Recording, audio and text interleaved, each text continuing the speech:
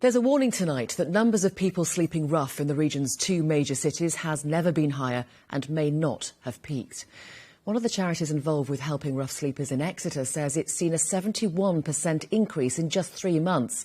In Plymouth, the boss of a homeless charity says in 23 years he's never seen the situation so bad. John Henderson has the story. On Plymouth Hoe, in front of luxury homes, a tented village. And living here, we meet Andy. Hello, you all right, mate? Where are you from? I'm from Birmingham originally, but colourful life ended me up down here. And well, I got a family in Torquay, you see, didn't really get on with them and all that. So yeah, next step was here, sort of thing. From there, and basically, I like Plymouth. Plymouth's a beautiful, beautiful part of the country. It's calmer. From where I'm from, there's a lot of violence and a lot of dysfunction, let's say that. Andy, who has mental health problems, says he's not causing anyone any harm. We keep the place clean. Look at it, it's spotless. Do you know what I'm saying? We keep the place clean. We're respectful to everybody.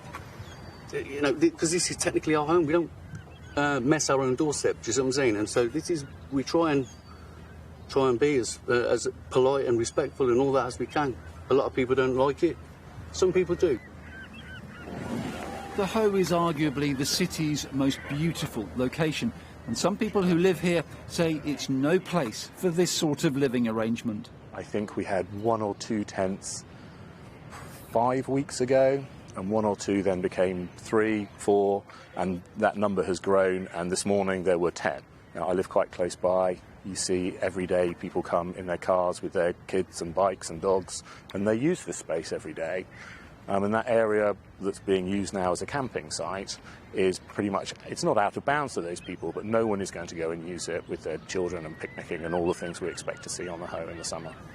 While we're talking to Andy, a man who lives nearby drops off supplies. He doesn't want to be interviewed, but the boss of one of Plymouth's homeless charities does. I think it's fair to say, I mean, I've been at Shekinah for 23 years, and I think we're seeing some of the highest numbers that I've ever experienced during that 23-year period. So from our point of view, we're very aware that it's grim out there for lots of people, and there's multiple reasons for it, but numbers are very high. And in Exeter, the situation appears no better. These tents spotted near the city centre, not far from St Petrocks, the city's homeless charity, which has also seen a rise in demand. For the first quarter of this year, from April to June this year, the number of new faces we saw was 71% up on the same period last year.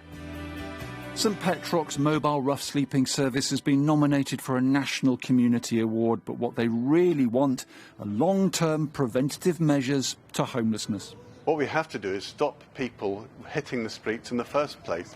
And Alfie is proof that there is hope. After 2.5 years on Exeter's streets, he's now clean from drugs and living in a flat. Are you seeing more and more rough sleepers? Yeah, there's a lot more. In the last month or two, there's loads of them in Exeter at the minute.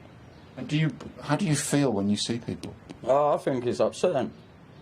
But like, I've changed my life around, so I think they can do it as well. Alfie ending that report by John Henderson.